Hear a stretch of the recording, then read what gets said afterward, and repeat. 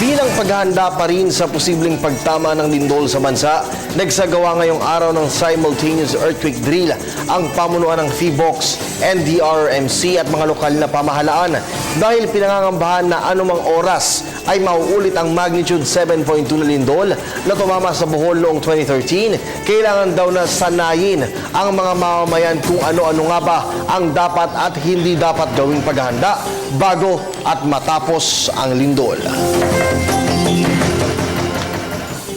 Alaman ng ating mga mamamayan kung ano yung mga gagawin nila pag nagkaroon po tayo ng mga lindol, ano?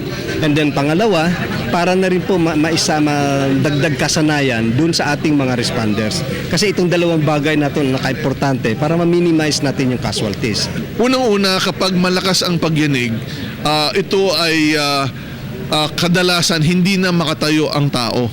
At mararanasan ng tao na kapag malapit siya sa epicentro, ang unang mararamdaman niya ay akyat baba, parang inuumpog siya galing sa ilalim. Pagkatapos nito ay horizontal o pahalang na pagkilos ng lupa. So ang unang kailangan niyang gawin, hindi siya makakatayo, drop to the ground.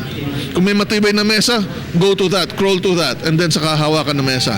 Kung wala naman, drop to the ground, pumunta sa posisyon na mas safe, no? Yung mawalang matutumba. Yun yung kailangan.